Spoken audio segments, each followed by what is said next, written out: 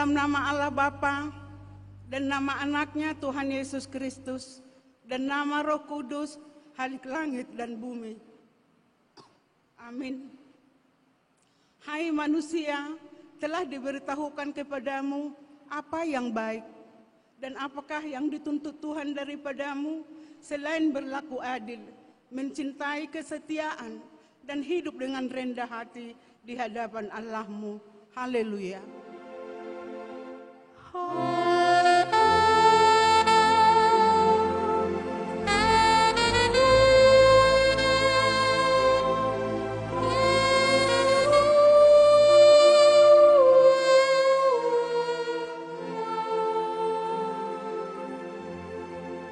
Kita berdoa.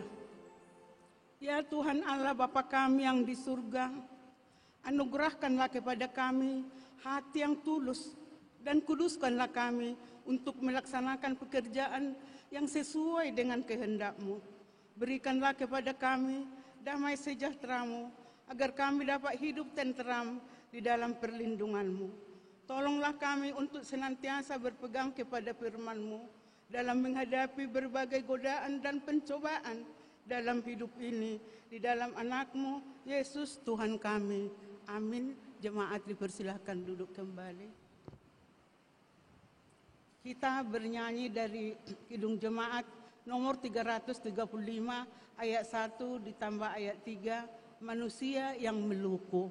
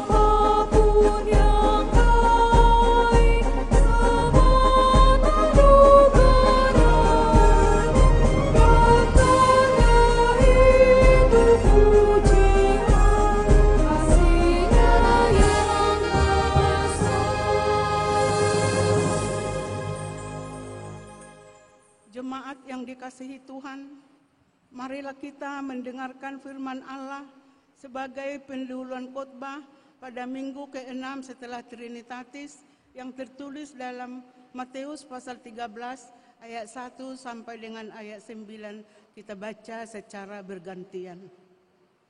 Pada hari itu keluarlah Yesus dari rumah itu dan duduk di tepi danau.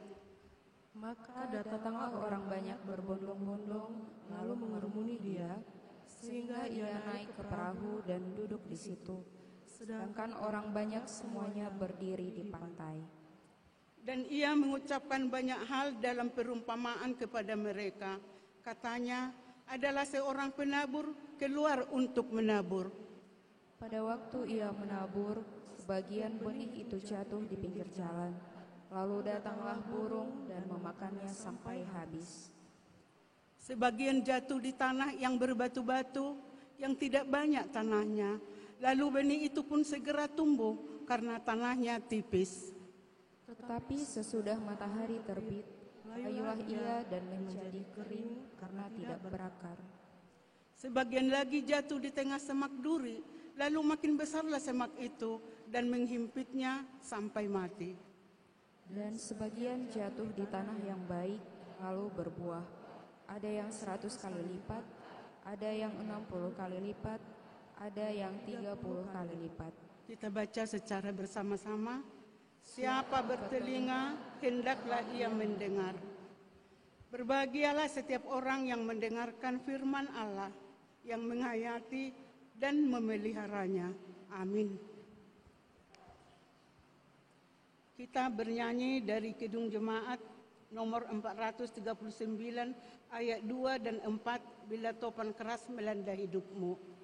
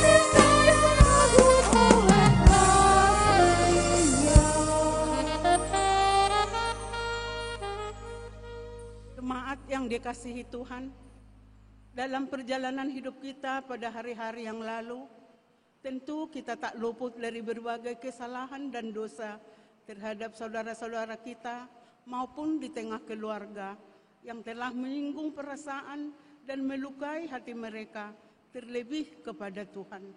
Karena itu, dengan segala kerendahan hati, marilah kita mengaku dan menyesali segala dosa dan kesalahan kita di hadapan Tuhan.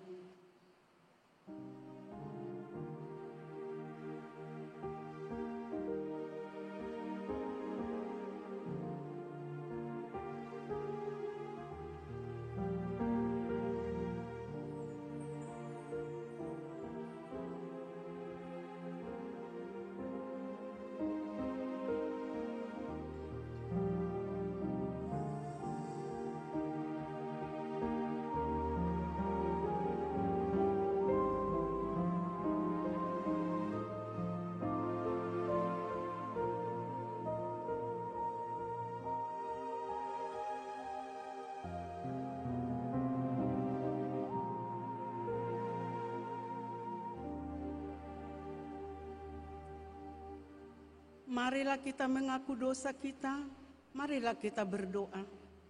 Ya Allah, Tuhan kami yang Maha Kudus, Bapa kami yang di dalam Yesus Kristus, kami bersyukur kepadamu karena setiap kali kami datang bersembah sujud di hadapan-Mu, kami senantiasa menemukan damai sejahtera oleh karena pengasihan-Mu kepada kami orang berdosa ini.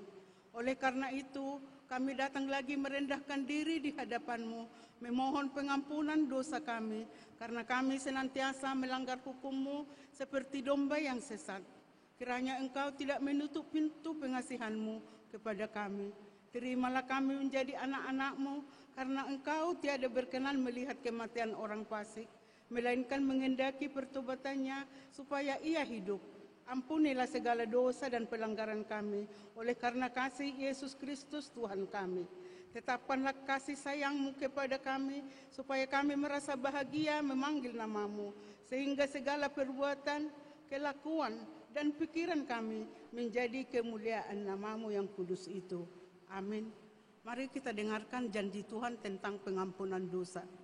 Tetapi Engkau memberati aku dengan dosamu, Engkau menyusahi aku dengan kesalahanmu.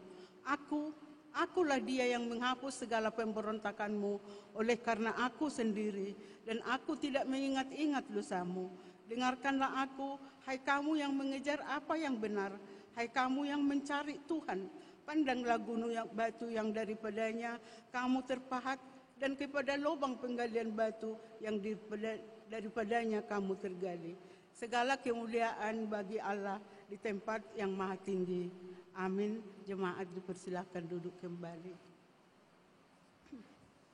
Kita bernyanyi dari Kidung Jemaat nomor 184 ayat 1 sampai ayat 2. Yesus sayang padaku.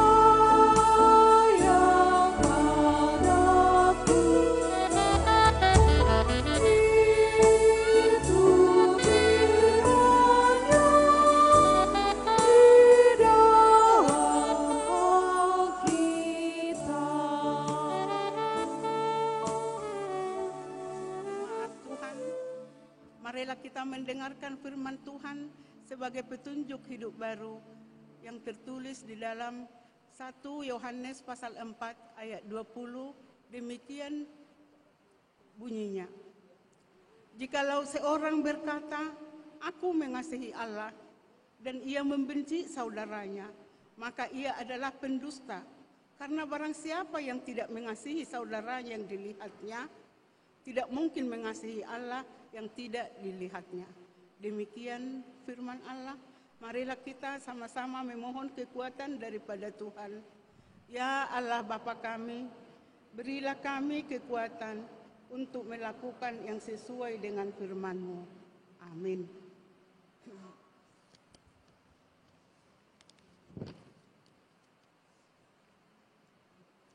Kita bernyanyi dari Kidung Jemaat nomor 385 ayat 1 sampai ayat 3. Burung pipit yang kecil.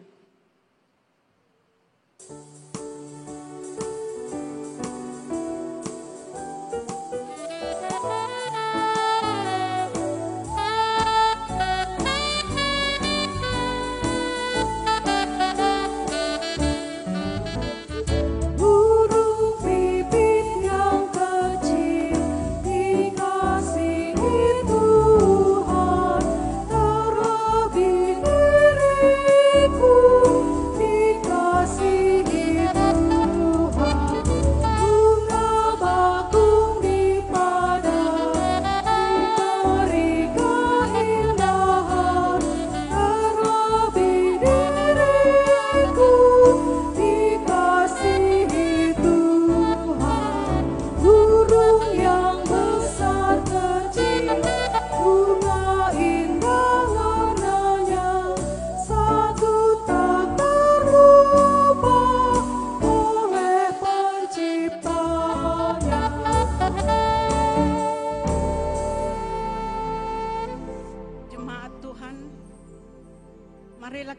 bersaksi mengikrarkan pengakuan iman kita bersama jemaat pada segala abad di seluruh dunia ini. Kita ucapkan bersama-sama. Aku percaya kepada Allah Bapa yang Maha Kuasa, Khalik langit dan bumi. Aku percaya kepada Yesus Kristus, Anaknya yang tunggal Tuhan kita, yang dikandung daripada Roh Kudus, lahir dari anak darah Maria, yang menderita di bawah pemerintahan Pontius Pilatus, disalibkan, mati dan dikuburkan, turun ke dalam kerajaan maut, pada hari yang ketiga, bangkit pula dari antara orang mati, naik ke sorga, duduk di sebelah kanan Allah Bapa yang Maha Kuasa, dan akan datang dari sana untuk menghakimi orang yang hidup dan yang mati. Aku percaya kepada Roh Kudus, gereja yang kudus dan am, persekutuan orang kudus, pengampunan dosa, kebangkitan daging, dan hidup yang kekal. Amin. Jemaat dipersilakan duduk kembali. Untuk menyambut sabda Tuhan, kita bernyanyi nomor 64 ayat 1 sampai dengan ayat 2.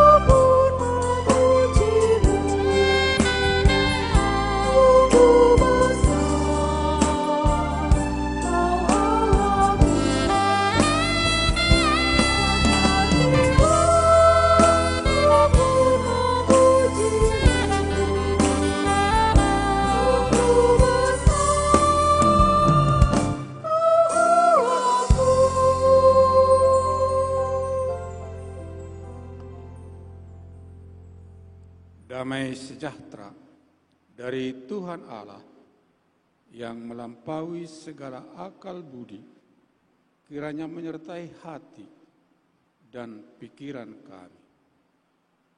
Tolong kami Tuhan untuk mendengarkan dan tolong juga kami untuk menyampaikan firman-Mu dalam nama Yesus Kristus. Amin. Dari kitab Mazmur pasal 65 ayat 1 sampai 9. Demikian dalam nama Tuhan. Nyanyian syukur karena berkat Allah. Untuk pemimpin biduan, Mazmur Daud. Nyanyian. Bagimulah puji-pujian di Sion, ya Allah, dan kepadamulah orang membayar nazar. Engkau yang mendengarkan doa Kepadamulah datang semua yang hidup karena bersalah. Bila mana pelanggaran-pelanggaran kami melebihi kekuatan kami, Engkaulah yang menghapuskannya. Berbahagialah orang yang Engkau pilih dan yang Engkau suruh mendekat untuk diam di pelataran-Mu. Kiranya kami menjadi kenyang dengan segala yang baik di rumah-Mu, di bait-Mu yang kudus, dengan perbuatan-perbuatan yang dahsyat, dan dengan keadilan Engkau menjawab kami, ya Allah, yang menyelamatkan kami. Engkau yang menjadi kepercayaan segala ujung bumi dan pulau-pulau yang jauh-jauh. Engkau yang menegakkan gunung-gunung dengan kekuatan-Mu, sedang pinggang-Mu berikatkan keperkasaan. Engkau yang meredakan deru lautan, deru gelombang-gelombangnya, dan kegemparan bangsa-bangsa. Sebab itu orang yang diam di ujung-ujung bumi takut kepada tanda-tanda mujizat-Mu, tempat terbitnya pagi dan petang. Kau buat bersorak-sorai. Saudara-saudara yang kekasih, kalau kita baca perikop ini, judulnya tadi kan sudah kita dengarkan, nyanyian syukur karena berkat-berkat Allah.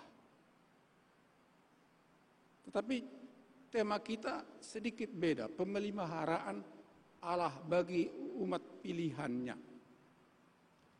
Bentuk daripada kitab Mazmur ini adalah berupa sikap pemazmur terhadap berkat dan pemeliharaan Allah bagi umatnya. Jadi sikap bertuhan. Jadi ke sana arahnya. Jadi bagaimanakah sikap pemazmur atau Daud sendiri yang mengarang, dan itu dilestarikan dalam ibadah-ibadah Yahudi pada waktu itu. Jadi ini nyanyian yang dinyanyikan para biduan di kebaktian Yahudi pada zaman itu. Dan ini jelas karangan Daud. Jadi Daud menuliskan pengalamannya tentang bagaimana Tuhan memelihara hidupnya. Jadi sikap bertuhan. Beda sikap bertuhan dengan bergereja, berorganisasi, beda. Jadi ini arahnya bertuhan. Tapi bisa ini diaplikasikan dalam bergereja, bersekutu di dunia ini. Jadi coba kita lihat dulu, banyak sikap kita bertuhan. Kalau dalam kehidupan orang percaya dan sesuai juga kesaksian-kesaksian dalam Alkitab, ada sikap mengharap kepada Tuhan. Kita mengharap kepada Tuhan. Ya, itu positif, itu baik. Dan kita juga sering berharap kepada Tuhan. Beda-beda, macam-macam harapan kita kepada Tuhan. Nah, ada juga sikap berserah. Berserah, itu juga positif, baik. Kita berserah apapun. Seperti Yesus dalam doanya di Getsemane. Dia berserah, dia berdoa, dia berharap supaya cawan itu, salib itu dihindarkan. Tetapi bukan kehendakku Bapa, kehendak-Mu yang jadi. Jadi berserah itu juga adalah sikap bertuhan yang positif. Yang berikutnya ada juga sikap bertanya. Bertanya kepada Tuhan. Jadi kan banyak pertanyaan kita. Ada nyanyian itu kan, banyak perkara yang tidak ku mengerti.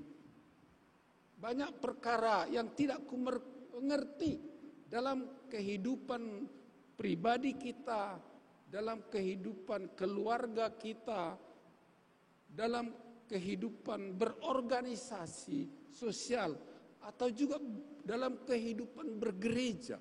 Bertanya, itu positif.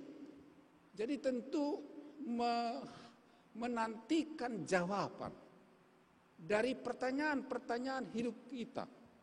Mengapa harus terjadi seperti ini? Dulu tidak, sekarang sudah. Nah, dulu sudah terjadi, sekarang mengapa tidak?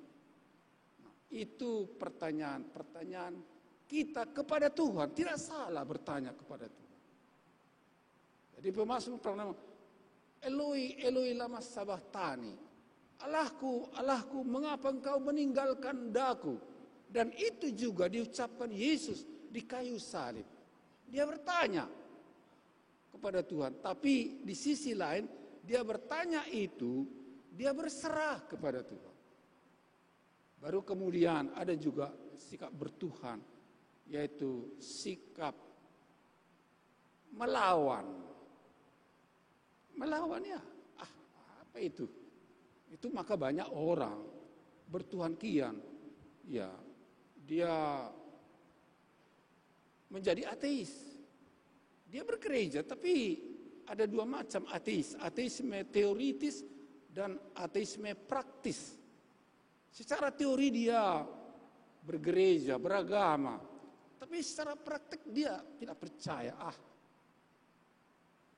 Nah ini sikap melawan. Apa kekuatan kitanya? Kalau enggak dicari mana dapat? Itu berkat Tuhan ya, menyusullah itu. Nah, jadi itu sering sikap kita dalam pengalaman hidup kita.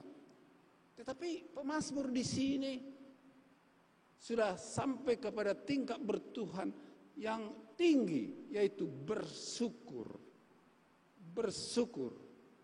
Jadi pemazmur dan nyanyian pemazmur di ibadah-ibadah Yahudi pada waktu itu mengarahkan setiap orang beragama, bertuhan, tentunya harus bersyukur.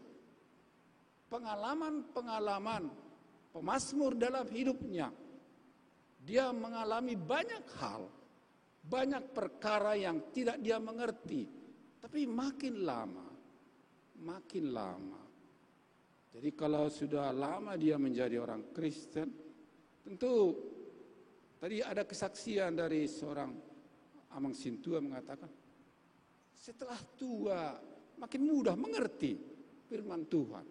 Ya, semasa masih muda banyak pertanyaan kita, mengapa harus begini? Saya berbuat baik, tapi yang kuterima tidak seperti ini. Saya rajin beribadah, tapi pengalaman saya kok begini. Itulah pengalaman kita bertuhan. Tapi makin lama kita akan sampai kepada titik bersyukur. Jangan terlalu mudah bersyukur, mengucapkan syukur-syukur.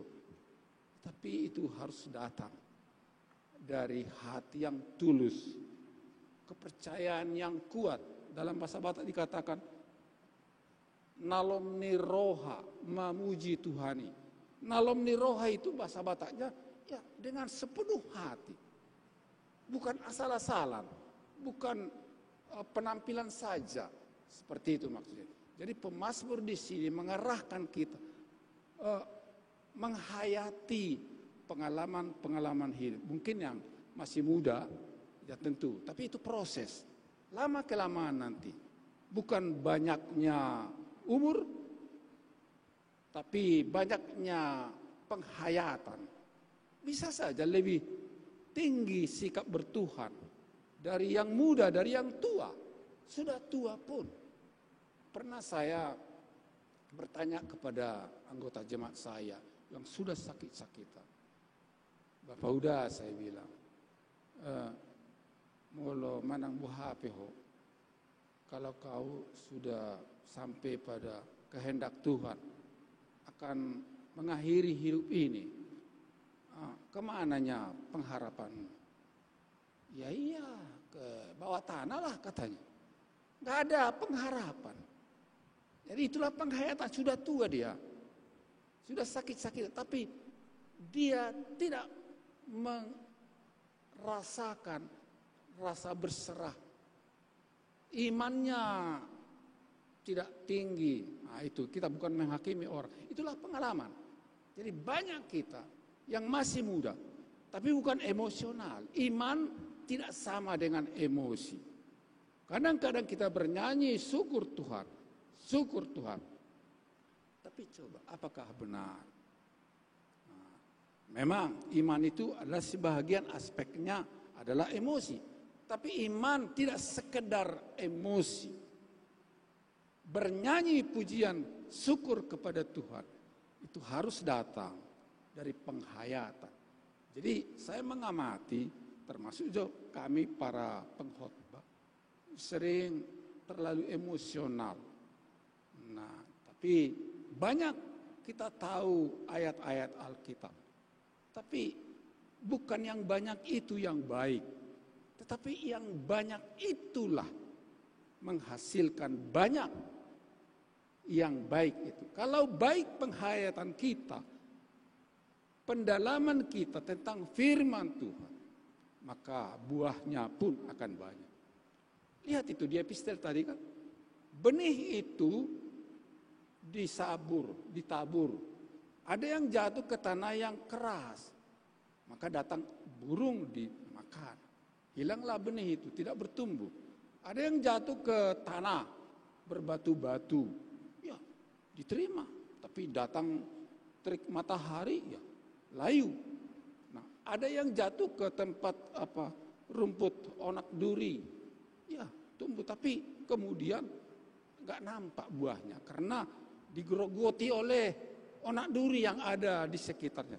Tapi yang keempat, ada yang jatuh ke tanah yang baik, yang subur, maka berbuah banyak. Jadi hati kita dulu. Jadi kalau guru misalnya mengajar di sekolah, perhatikan, anak-anak perhatikan. Bukan dengarkan, tapi perhatikan hati. Boleh telinga ini mendengar, tapi hati belum tentu. Jadi kita juga seperti orang bertuhan. Syukur itu datang dari penghayatan firman Tuhan yang begitu dalam dan begitu baik. Mengapa pemazmur mensyukuri pemeliharaan Allah? Nah, kalau kita baca ayat-ayat tadi, karena Allah mendengarkan doanya. Iya, doa kita kan sering seperti tidak terjawab cepat. Ya, nantilah, tunggu dulu. Ya, cepat. Tapi banyak permintaan kita yang tidak kabulkan, belum dikabulkan oleh Tuhan. Maka kita merasa enggak enak. Terus berdoa, tapi firman Tuhan mengatakan, berdoalah maka akan diberi, carilah maka akan didapat. Seperti itu kan. Tapi kok belum? Nah, tapi pemazmur di sini, dikala dia berdoa waktu itu, dia menjawab. Allah menjawab doanya, maka dia bersyukur. Jadi kalau kita dapat rezeki atau berhasil naik tingkat, naik kelas atau wisuda misalnya, syukur. Nah, dibuat lagi syukuran kan. Nah, itu dari hati yang menikmati berkat-berkat Tuhan. Ada juga yang pengakuan pemazmur tadi dalam ayat 4, karena Allah mau menghapuskan dosanya. Pemazmur juga berdosa. Ada dosa berat, dosa zina, dosa pembunuhan berencana. Daud. Tapi Nabi Nathan datang menegur dia. Dia berdoa. Tuhan menjawab. Nah, itulah. Dia sadar dia telah melakukan dosanya yang besar. Tapi dia dinasihati hamba Tuhan Nathan. Dia berdoa dan Tuhan menjawab. Kemudian Karena Allah telah menyelamatkan mereka. Nah, termasuk Daud, dia berada sering dalam ancaman. Raja Saul pernah mengancam dia mau membunuhnya. Tetapi Tuhan menyelamatkannya. Sehingga dia menjadi pengganti daripada Raja Saul pada waktu. Dia tidak membalas kejahatan dengan kejahatan. Dia diselamatkan oleh Tuhan. Demikian juga umat Israel dalam perjalanannya dari Mesir ke tanah Kanaan. Tuhan menyelamatkan mereka. Kemudian, mengapa pemazmur bersyukur kepada Tuhan? Karena Allah menjadi kepercayaan segala ujung bumi. Karena Allah menegakkan gunung-gunung. Nyanyian kita tadi kan banyak mengarahkan. Kalau kita melihat ciptaan Tuhan, indah. Tuhan yang menciptakan. Duluan dulu Allah menciptakan segala yang kita butuhkan. Baru manusia diciptakan.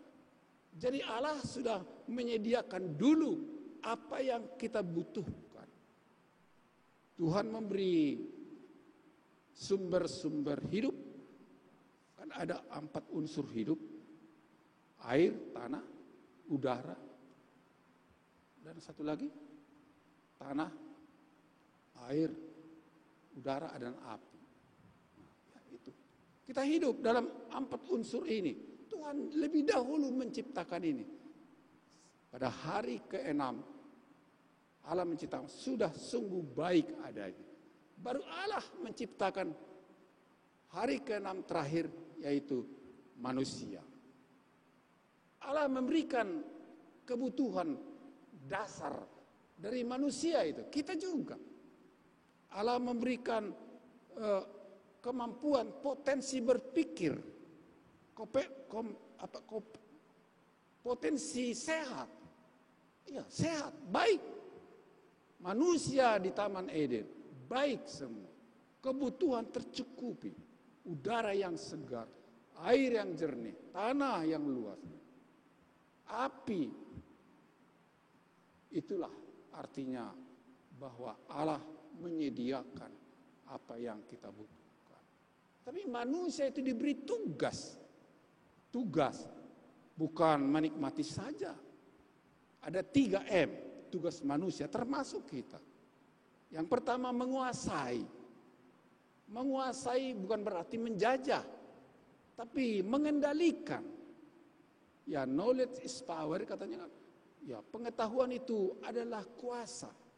Jadi manusia itu, kita juga sekarang diberikan Tuhan potensi untuk menguasai, mengendalikan, mengarahkan unsur-unsur hidup yang ada di sekitar kita yang Tuhan ciptakan. Baru yang kedua, mengusahai. Beda menguasai dengan mengusahai. Mengusahai artinya mengolah. Manusia bertani, membudidayakan supaya berlipat ganda hasilnya. Manusia diberi tugas mengelola ciptaan Tuhan supaya berhasil guna dan berdaya guna. Baru M ketiga ialah memelihara. Memelihara ciptaan Tuhan. Menjaga kesinambungan dari unsur-unsur hidup yang Tuhan berikan kepada kita. Nah, itulah yang perlu disyukuri oleh kita sekarang. Mazmur telah menciptakan suatu nyanyian syukur kepada Tuhan untuk dapat menikmati yang lebih baik lagi dalam hidupnya. Jadi apa yang kita simpulkan dari sini? Daud pernah terancam, Daud pernah menderita, Daud pernah diselamatkan, Daud pernah dijawab. Seperti kita juga. Berkat Tuhan tidak hanya bentuk-bentuk yang menyenangkan, tapi berkat Tuhan juga, pemeliharaan Tuhan juga. Ada yang seperti menantang kehidupan kita. Challenge. Kita ditantang oleh kehidupan ini. Ada ATHG. ancaman, tantangan, hambatan, dan godaan. Sampai sekarang kita dihadapkan pada ancaman, tantangan, hambatan, dan godaan. Tapi di dalam Tuhan, itu adalah bagian dari pemeliharaan Allah dalam hidup kita. Mari kita menghayati dan merenungkan dan menikmati dan mengucapkan rasa syukur kita kepada Tuhan. Amin. Bapa di sorga, terima kasih Tuhan. Pemazmur Daud telah mengajar kami supaya kami dapat menghayati semua perbuatan Tuhan, pemeliharaan Tuhan, berkat-berkat Tuhan yang kami terima dalam kehidupan kami. Berkat Tuhan yang kami terima tidak hanya dalam bentuk menyenangkan, tapi juga menantang, mengancam. Sehingga kami sering bertanya, ya Tuhan, kami berserah kepada Tuhan. Pada waktunya Tuhan akan menjawab doa-doa kami. Pada waktunya Tuhan akan menjawab pertanyaan-pertanyaan hidup kami. Dalam nama Yesus Kristus. Amin. Kita bernyanyi.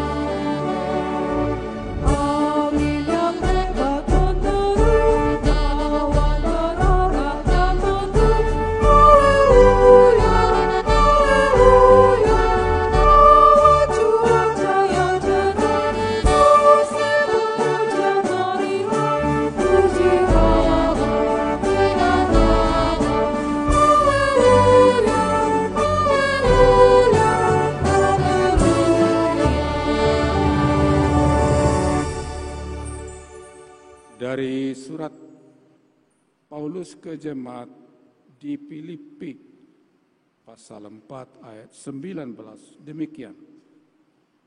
Allahku akan memenuhi segala keperluanmu menurut kekayaan dan kemuliaannya dalam Kristus Yesus. Amin.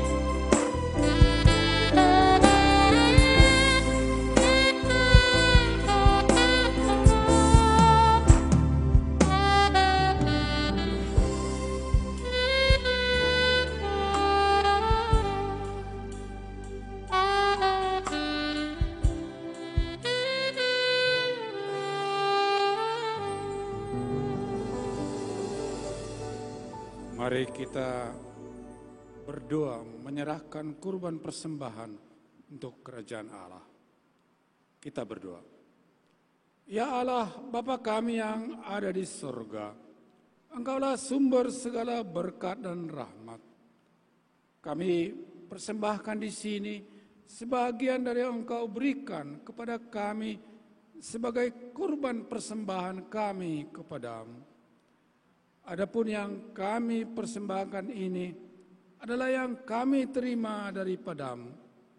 Karena siapakah kami sehingga dapat memberi kepadamu? Kasihanilah kami, terimalah kurban persembahan kami ini menjadi dupa yang harum di hadapan-Mu.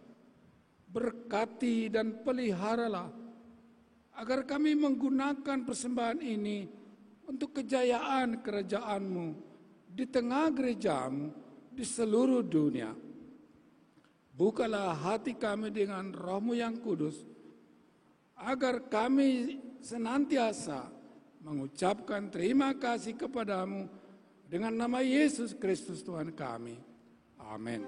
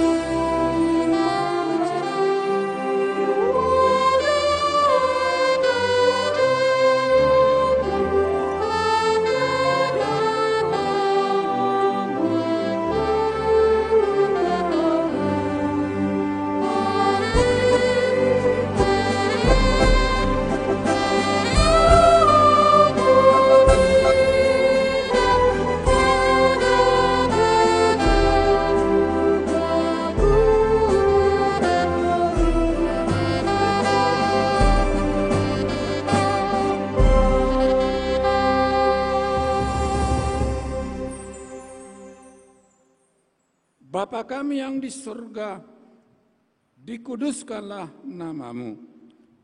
Datanglah kerajaan-Mu, jadilah kehendak-Mu di bumi seperti di surga. Berikanlah kami pada hari ini makanan kami yang secukupnya, dan ampunilah kami akan kesalahan kami, seperti kami juga mengampuni orang yang bersalah kepada kami. Dan janganlah membawa kami ke dalam pencobaan, tetapi lepaskanlah kami daripada yang jahat.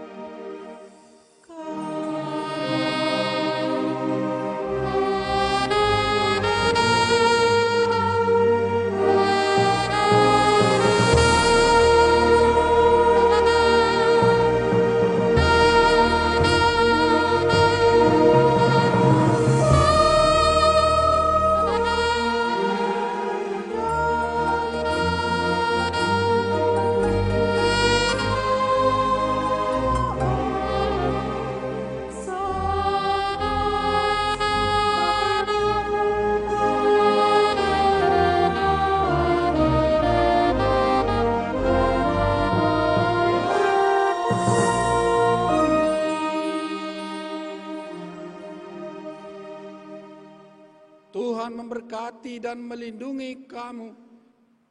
Tuhan menyertai kamu dengan wajah-Nya dan memberikan kasih karunia. Tuhan menghadapkan wajah-Nya kepadamu dan memberikan damai sejahtera. Amin.